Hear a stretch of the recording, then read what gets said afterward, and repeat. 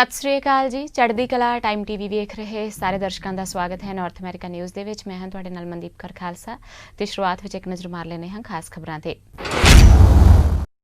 Canada ਸਰਕਾਰ Punjab 2020 referendum ਦੇ ਨਤੀਜਿਆਂ ਨੂੰ ਨਹੀਂ ਦੇਵੇਗੀ ਮਾਨਤਾ। ਕੈਨੇਡਾ ਵੱਲੋਂ ਭੇਜੇ ਬਿਆਨ ਵਿੱਚ ਸਥਿਤੀ ਕੀਤੀ ਗਈ ਸਪਸ਼ਟ।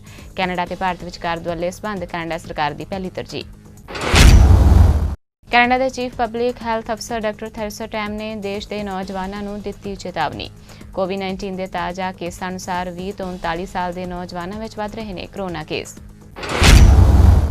ਓਨਟਾਰੀਓ ਸੂਬੇ ਵਿੱਚ ਅਗਲੇ ਹਫ਼ਤੇ ਤੱਕ ਸਕੂਲ ਖੋਲ੍ਹਣ ਦੀ ਬਣਾਈ ਜਾ ਰਹੀ ਹੈ ਯੋਜਨਾ। ਸਿੱਖਿਆ ਮੰਤਰੀ ਸਟੀਫਨ ਲੀਚੇ ਦੇ ਮੁਤਾਬਕ ਸਰਕਾਰ ਇਸ ਮਾਮਲੇ ਤੇ ਕਰ ਰਹੀ ਹੈ ਵਿਚਾਰ। ਤੇ ਹੁਣ ਖਬਰਾਂ ਵਿਸਥਾਰ ਨਾਲ। ਕੈਨੇਡਾ ਦੀ ਜਸਟਿਨ ਟਰੂਡੋ ਸਰਕਾਰ ਖਾਲਿਸਤਾਨ ਸਮਰਥਕ ਸਿੱਖਸ ਫਾਰ ਜਸਟਿਸ ਵੱਲੋਂ ਕਰਵਾਏ ਜਾ ਰਹੇ ਪੰਜਾਬ 2020 ਰੈਫਰੈਂਡਮ ਦੇ ਨਤੀਜਿਆਂ ਨੂੰ ਮਾਨਤਾ ਨਹੀਂ ਦੇਵੇਗੀ। ਇੱਕ ਅਖਬਾਰ ਨੂੰ ਭੇਜੇ ਬਿਆਨ ਵਿੱਚ ਇਸ ਸਥਿਤੀ ਨੂੰ ਪਹਿਲੀ ਵਾਰ ਸਪਸ਼ਟ ਕੀਤਾ ਗਿਆ ਹੈ।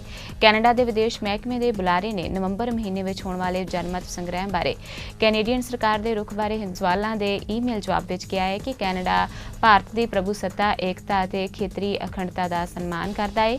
ਕੈਨੇਡਾ ਸਰਕਾਰ ਰੈਫਰੈਂਡਮ ਨੂੰ ਮਾਨਤਾ ਨਹੀਂ ਦੇਵੇਗੀ।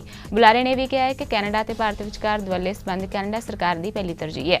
ਭਾਰਤੀ ਅਧਿਕਾਰੀ ਇਸ ਤੇ ਕੋਈ ਟਿੱਪਣੀ ਨਹੀਂ ਕਰਨਾ ਚਾਹੁੰਦੇ, ਹਾਲਾਂਕਿ ਇਸ ਨੂੰ ਮਹੱਤਵਪੂਰਨ ਜ਼ਰੂਰ ਦੱਸਿਆ ਗਿਆ ਹੈ। ਜ਼ਿਕਰਯੋਗ ਹੈ ਕਿ ਜਸਟਿਨ ਟਰੂਡੋ ਦੇ ਕੈਨੇਡਾ ਦੇ ਦੁਬਾਰਾ ਪ੍ਰਧਾਨ ਮੰਤਰੀ ਬਣਨ ਤੇ ਭਾਰਤ ਨੇ ਕੈਨੇਡਾ ਨੂੰ ਦੋ ਟੁਕ ਸ਼ਬਦਾਂ ਵਿੱਚ ਸਾਫ਼ ਕਿਹਾ ਸੀ ਕਿ ਖਾਲਿਸਤਾਨ ਦਾ ਮੁੱਦਾ ਦੋਵਾਂ ਦੇਸ਼ਾਂ ਦੇ ਆਪਸੀ ਰਿਸ਼ਤਿਆਂ ਤੇ ਅਸਰ ਪਾ ਰਿਹਾ ਹੈ।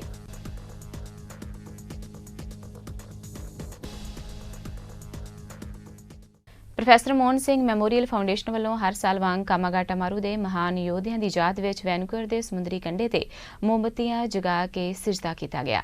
ਇਸ ਮੌਕੇ ਕਾਮਾਗਾਟਾ ਮਾਰੂ ਦੇ ਸ਼ਹੀਦਾਂ ਨੂੰ ਸ਼ਰਧਾ ਦੇ ਫੁੱਲ ਅਰਪਿਤ ਕਰਦਿਆਂ ਫਾਊਂਡੇਸ਼ਨ ਦੇ ਬਾਨੀ ਸਾਹਿਬ ਥਿੰਦ ਨੇ ਕਿਹਾ ਹੈ ਕਿ 23 ਮਈ 1914 ਨੂੰ 370 ਭਾਰਤੀ ਭਾਰਤ ਤੋਂ ਕਾਮਾਗਾਟਾ ਮਾਰੂ ਜਹਾਜ਼ ਦੇ ਰਾਹੀਂ ਕੈਨੇਡਾ ਵਿੱਚ ਦਾਖਲ ਹੋਣ ਦੀ ਕੋਸ਼ਿਸ਼ ਵਿੱਚ ਵੈਨਕੂਵਰ ਹਾਰਬਰ ਦੇ ਕੰਢੇ ਤੇ ਪਹੁੰਚੇ ਸਨ। ਕੈਨੇਡਾ ਸਰਕਾਰ ਨੇ ਇਨ੍ਹਾਂ ਭਾਰਤੀਆਂ ਨੂੰ ਉਤਰਨ ਦੀ ਆਗਿਆ ਨਹੀਂ ਦਿੱਤੀ ਅਤੇ 23 ਜੁਲਾਈ 1914 ਨੂੰ ਕਾਮਾਗਾਟਾ ਮਾਰੂ ਯਾਤਰੀਆਂ ਨੂੰ ਵਾਪਸ ਜਾਣ ਲਈ ਮਜਬੂਰ ਕਰ ਦਿੱਤਾ ਗਿਆ ਸੀ।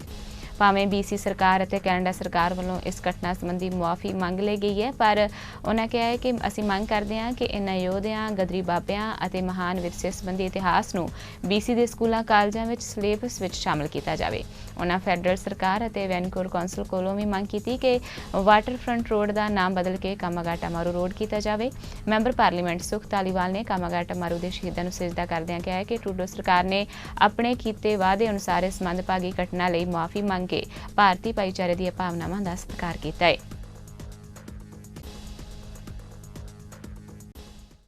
ਕੈਨੇਡਾ ਦੇ ਚੀਫ ਪਬਲਿਕ ਹੈਲਥ ਅਫਸਰ ਡਾਕਟਰ ਥੈਰੇਸਾ ਟੈਮ ਨੇ ਦੇਸ਼ ਦੇ ਨੌਜਵਾਨਾਂ ਨੂੰ ਚੇਤਾਵਨੀ ਦਿੰਦਿਆਂ ਕਿਹਾ ਹੈ ਕਿ ਪਿਛਲੇ 2 ਹਫ਼ਤਿਆਂ ਦੌਰਾਨ ਕੋਵਿਡ-19 ਤੋਂ ਪ੍ਰਭਾਵਿਤ ਲੋਕਾਂ ਵਿੱਚ ਜ਼ਿਆਦਾਤਰ 20 ਤੋਂ 39 ਸਾਲ ਦੀ ਉਮਰ ਦੇ ਨੌਜਵਾਨ ਨੇ। ਉਹਨਾਂ ਕਿਹਾ ਹੈ ਕਿ ਇਸ ਵੀਕਐਂਡ ਦੌਰਾਨ ਮਾਸਕ ਪਹਿਨ ਕੇ ਰੱਖੇ ਜਾਣ ਅਤੇ ਸਰੀਰਕ ਦੂਰੀ ਬਣਾ ਕੇ ਰੱਖਣ ਦਾ ਵੀ ਖਾਸ ਖਿਆਲ ਰੱਖਿਆ ਜਾਵੇ।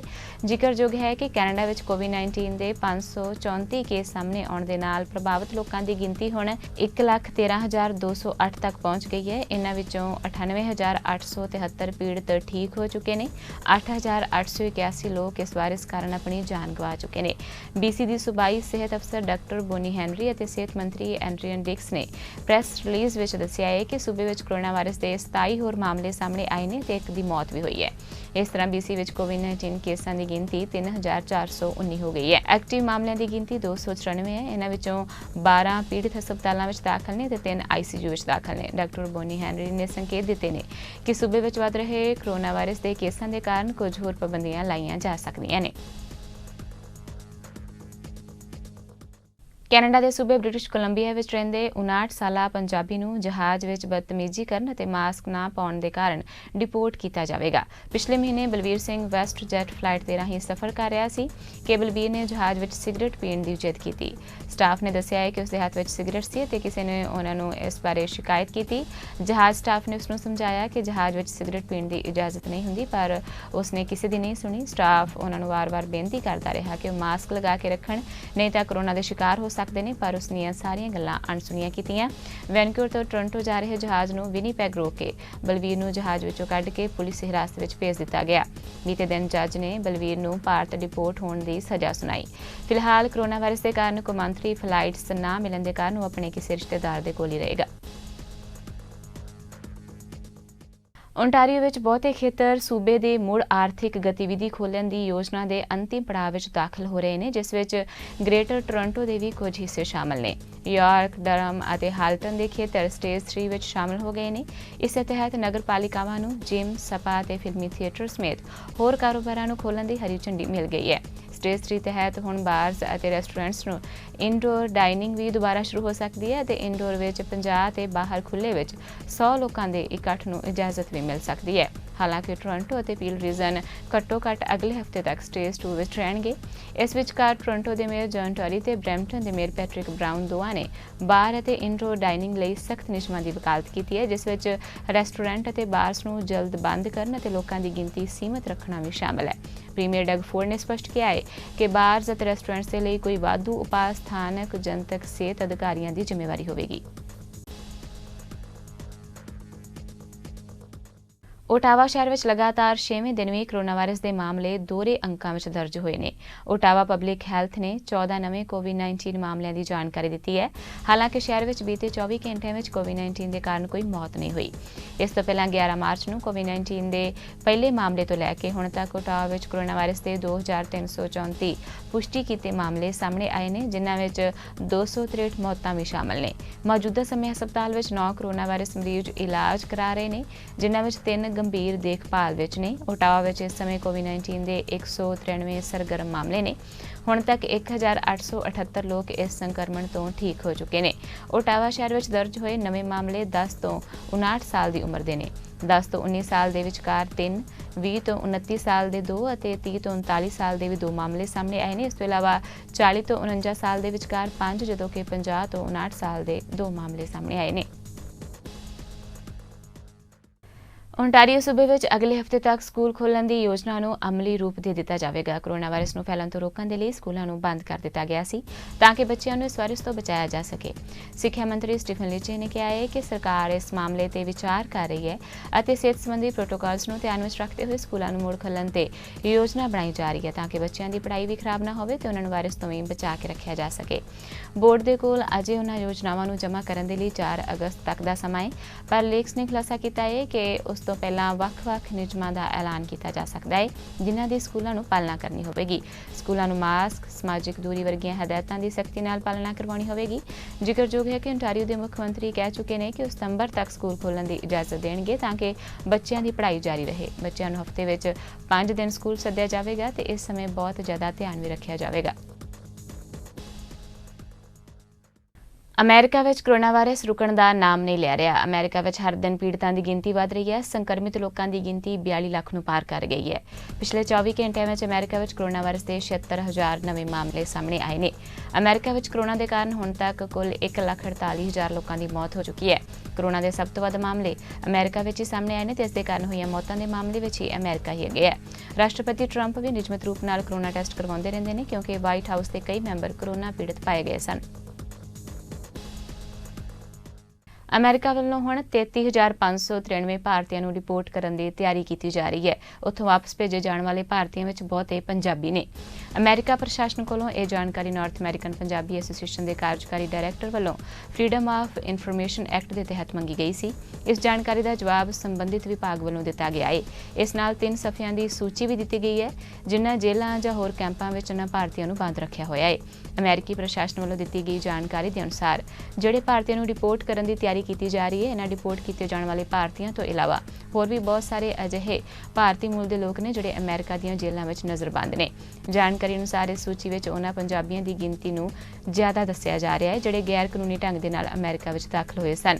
ਮੈਕਸੀਕੋ ਦੀ ਵੱਡੀ ਸਰਹੱਦ ਅਮਰੀਕਾ ਦੇ ਨਾਲ ਲੱਗਦੀ ਹੈ ਤੇ ਉੱਥੇ ਵੀ ਆਪਣੀਆਂ ਜ਼ਿੰਦਗੀਆਂ ਦਾਅ ਤੇ ਲਾ ਕੇ ਪੰਜਾਬੀ ਸਰਹੱਦ ਪਾਰ ਕਰਦੇ ਨੇ। ਅਮਰੀਕਾ ਵਿੱਚ ਕੋਰੋਨਾ ਵਾਇਰਸ ਦੇ ਤੇਜ਼ੀ ਨਾਲ ਵੱਧਦੇ ਮਾਮਲਿਆਂ ਦੇ ਮੱਦੇਨਜ਼ਰ ਦੇਸ਼ ਵਿੱਚ ਮੈਕਡੋਨਲਡਸ ਦੇ ਸਾਰੇ ਰੈਸਟੋਰੈਂਟਸ ਵਿੱਚ ਜਾਣ ਸਮੇਂ ਮਾਸਕ ਪਾਉਣਾ ਜ਼ਰੂਰੀ ਕਰ ਦਿੱਤਾ ਗਿਆ ਹੈ। ਇਸ ਬਾਰੇ ਘੋਸ਼ਣਾ ਕੀਤੀ ਗਈ ਹੈ ਕਿ ਇਹ ਫੈਸਲਾ ਅਗਸਤ ਤੋਂ ਲਾਗੂ ਹੋ ਜਾਵੇਗਾ। ਮੈਕਡੋਨਲਡਸ ਸਟਾਫ ਵੀ ਹੁਣ ਉਹਨਾਂ ਕੰਪਨੀਆਂ ਵਿੱਚ ਸ਼ਾਮਲ ਹੋ ਗਿਆ ਹੈ ਜਿਨ੍ਹਾਂ ਨੇ ਪਿਛਲੇ 1 ਹਫ਼ਤੇ ਵਿੱਚ ਆਪਣੇ ਗਾਹਕਾਂ ਲਈ ਮਾਸਕ ਪਾਉਣਾ ਜ਼ਰੂਰੀ ਕਰ ਦਿੱਤਾ ਹੈ। ਇਸ ਤੋਂ ਇਲਾਵਾ ਵਾਲਮਾਰਟ, ਟਾਰਗੇਟ, ਕੋਲਸ ਵਰਗੀਆਂ ਕੰਪਨੀਆਂ ਅਜਿਹੀਆਂ ਕਰ ਚੁੱਕੀਆਂ ਨੇ।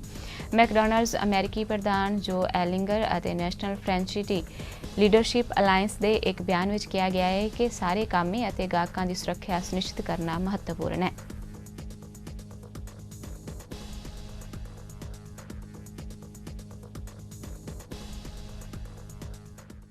ਬੀਤੇ ਦਿਨ ਨਿਊ ਜਰਸੀ ਸੂਬੇ ਦੇ ਟਾਊਨ ਐਲਿਜ਼ਾਬੈਥ ਵਿਖੇ ਸਪਰਿੰਗ ਸਟਰੀਟ ਤੇ ਸਥਿਤ ਕਾਨਕੋ ਨਾਂ ਦੇ ਗੈਸ ਸਟੇਸ਼ਨ ਤੇ ਕੰਮ ਕਰਦੇ ਇੱਕ ਪੰਜਾਬੀ ਮੂਲ ਦੇ 40 ਸਾਲਾ ਨੌਜਵਾਨ ਪਰਮਜੀਤ ਸਿੰਘ ਲੀਰ ਦੀ ਕੰਮ ਕਰਦਿਆਂ ਪੰਪ ਤੇ ਹੀ ਦਿਲ ਦਾ ਦੌਰਾ ਪੈਣ ਦੇ ਕਾਰਨ ਮੌਤ ਹੋ ਗਈ। ਭਾਈਚਾਰੇ ਵਿੱਚ ਪਰਮਜੀਤ ਦੀ ਮੌਤ ਦਾ ਦੁੱਖ ਜਤਾਇਆ ਜਾ ਰਿਹਾ ਹੈ। ਉਹ 1 ਮਹੀਨੇ ਦੀ ਬੱਚੀ ਦਾ ਪਿਤਾ ਸੀ।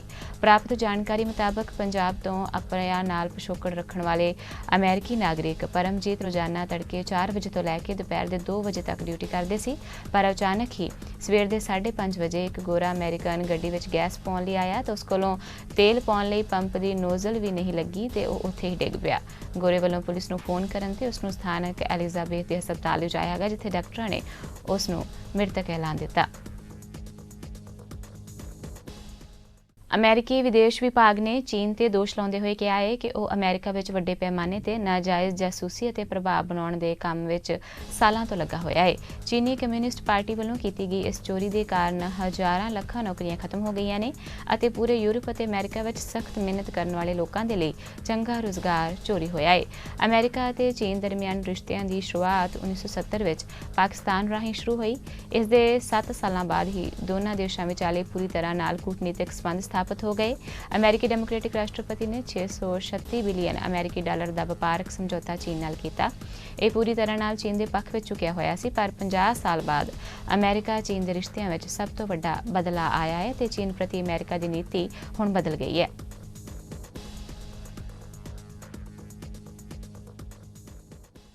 ਅਮਰੀਕੀ ਰਾਸ਼ਟਰਪਤੀ ਚੋਣ ਵਿੱਚ ਡੋਨਾਲਡ ਟਰੰਪ ਦੇ ਪ੍ਰਚਾਰ ਮੁਹਿੰਮ ਵਿੱਚ 77 ਸਾਲਾ ਜੋ ਬਿਡੇਨ ਨੂੰ ਇੱਕ ਅਜਿਹੇ ਵਿਅਕਤੀ ਦੇ ਰੂਪ ਵਿੱਚ ਪੇਸ਼ ਕਰਨ ਦੀ ਕੋਸ਼ਿਸ਼ ਕੀਤੀ ਗਈ ਜੋ ਆਪਣੇ ਦਿਮਾਗ ਦੀ ਤਾਕਤ ਗਵਾ ਚੁੱਕੇ ਨੇ। ਹਾਲਾਂਕਿ ਟਰੰਪ ਆਪਣੀ ਚੋਣ ਮੁਹਿੰਮ ਤੇਜ਼ ਕਰਨ ਵਿੱਚ ਸਫਲ ਨਹੀਂ ਹੋ ਰਹੇ, ਇਸੇ ਲਈ ਵਾਰ-ਵਾਰ ਆਪਣੇ ਆਪ ਨੂੰ ਹੁਸ਼ਿਆਰ ਦੱਸਣ ਦੀਆਂ ਕੋਸ਼ਿਸ਼ਾਂ ਕਰ ਰਹੇ ਨੇ। ਟਰੰਪ ਨੇ ਇੱਕ ਟੀਵੀ ਇੰਟਰਵਿਊ ਵਿੱਚ 5 ਸ਼ਬਦਾਂ ਦਾ ਵਾਰ-ਵਾਰ ਜ਼ਿਕਰ ਕਰਦੇ ਹੋਏ ਆਪਣੀ ਦਿਮਾਗੀ ਤੰਦਰੁਸਤੀ ਪ੍ਰਦਰਸ਼ਿਤ ਕਰਨ ਦੀ ਕੋਸ਼ਿਸ਼ ਕੀਤੀ ਹੈ। ਰਾਸ਼ਟਰਪਤੀ ਟਰੰਪ ਨੇ ਦਾਅਵਾ ਕੀਤਾ ਹੈ ਕਿ ਉਹਨਾਂ ਨੇ ਡਾਕਟਰਾਂ ਨੂੰ ਵੀ ਆਪਣੀ ਤੇਜ਼ ਯਾਦ ਸ਼ਕਤੀ ਨਾਲ ਹੈਰਾਨ ਕਰ ਦਿੱਤਾ ਸੀ। ਉਹਨਾਂ ਕਿਹਾ ਹੈ ਕਿ ਉਹਨਾਂ ਦੇ ਕੋਲ ਚੰਗੀ ਯਾਦਾਸ਼ਤ ਹੈ ਕਿਉਂਕਿ ਉਹ ਬੌਧਿਕ ਰੂਪ ਤੋਂ ਸੁਚੇਤ ਨੇ। ਪੈਨਸਿਲਵਾਨੀਆ ਯੂਨੀਵਰਸਿਟੀ ਦੇ ਸਕੂਲ ਵਿੱਚ ਪੜ੍ਹਨ ਦਾ ਜ਼ਿਕਰ ਕਰਦਿਆਂ ਉਹਨਾਂ ਕਿਹਾ ਹੈ ਕਿ ਉਹ ਹੁਸ਼ਿਆਰ ਵਿਅਕਤੀ ਨੇ। ਟਰੰਪ ਦਾ ਕਹਿਣਾ ਹੈ ਕਿ 2018 ਵਿੱਚ ਸਰੀਰਕ ਜਾਂਚ ਦੇ ਤਹਿਤ ਆਪਣੀ ਬੌਧਿਕ ਚੇਤਨਾ ਦੀ ਉਹਨਾਂ ਨੇ ਜਾਂਚ ਕਰਵਾਈ ਸੀ।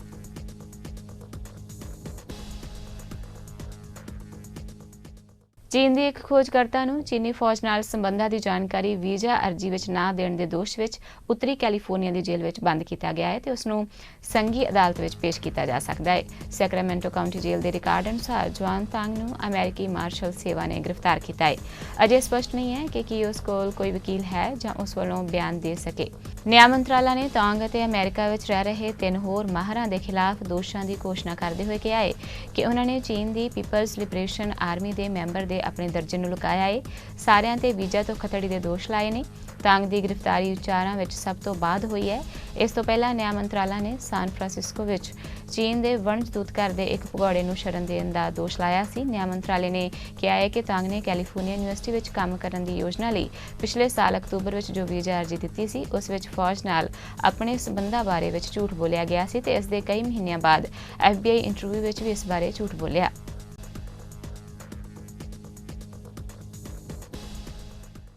ਪ੍ਰਿੰਸ ਹੈਰੀ ਤੇ ਉਹਨਾਂ ਦੀ ਪਤਨੀ ਮੇਗਨ ਮਾਰਕੇਲ ਨੇ ਲਾਸ ਐਂਜਲਸ ਵਿੱਚ ਸਥਿਤ ਉਹਨਾਂ ਦੇ ਘਰ ਵਿੱਚ ਖਿੱਚੀ ਗਈ ਉਹਨਾਂ ਦੇ ਪੁੱਤਰ ਆਰਚੀ ਦੀ ਤਸਵੀਰ ਦੇ ਪ੍ਰਕਾਸ਼ਨ ਅਤੇ ਵਿਕਰੀ ਤੇ ਰੋਕ ਲਾਉਣ ਦੇ ਲਈ ਮੁਕੱਦਮਾ ਦਾਇਰ ਕੀਤਾ ਹੈ।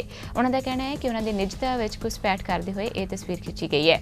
ਸ਼ਾਹੀ ਜੋੜੇ ਨੇ ਮੁਕੱਦਮੇ ਵਿੱਚ ਮੀਡੀਆ ਹੈਰਾਸਮੈਂਟ ਦਾ ਵਿਸਥਾਰ ਨਾਲ ਜ਼ਿਕਰ ਕਰਦੇ ਹੋਏ ਕਿਹਾ ਹੈ ਕਿ ਜਦੋਂ ਤੋਂ ਉਹ ਦੱਖਣੀ ਕੈਲੀਫੋਰਨੀਆ ਆਏ ਨੇ ਉਦੋਂ ਤੋਂ ਹੀ ਲਗਾਤਾਰ ਮੀਡੀਆ ਹੈਰਾਸਮੈਂਟ ਨਾਲ ਲੜ ਰਹੇ ਨੇ।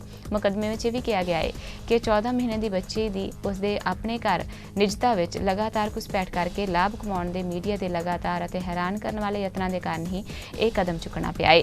ਮੇਗਨ ਅਤੇ ਹੈਰੀ ਨੇ ਕਿਹਾ ਹੈ ਕਿ ਹੈਰਾਸਮੈਂਟ ਉਦੋਂ ਚਰਮ ਤੇ ਪਹੁੰਚਿਆ ਜਦੋਂ ਉਹਨਾਂ ਦੇਖਿਆ ਹੈ ਕਿ ਉਹਨਾਂ ਦੇ ਪੁੱਤਰ ਆਰਚੀ ਦੀ ਤਸਵੀਰ ਮੀਡੀਆ ਸੰਗਠਨਾਂ ਨੂੰ ਦਿੱਤੀ ਜਾ ਰਹੀ ਹੈ। ਇਹ ਤਸਵੀਰ ਕਥਿਤ ਤੌਰ ਤੇ ਮਾਲਵ ਵਿੱਚ ਪਰਿਵਾਰ ਦੇ ਉਹਨਾਂ ਦੇ ਵਿਹੜੇ ਵਿੱਚ ਸੈਰ ਸਪਾਟੇ ਦੌਰਾਨ ਖਿੱਚੀ ਗਈ ਹੈ।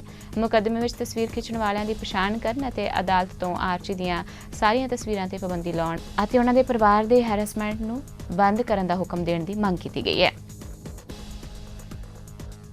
ਅੱਜ ਦੇ ਨਾਰਥ ਅਮਰੀਕਾ ਨਿਊਜ਼ ਵਿੱਚ ਬਸ ਇੰਨਾ ਹੀ। ਹੁਣ ਤੁਸੀਂ ਮੈਨੂੰ ਮਨਦੀਪ ਕੌਰ ਖਾਲਸਾ ਨੂੰ ਦਿਓ ਆਗਿਆ। ਧੰਨਵਾਦ ਜੀ।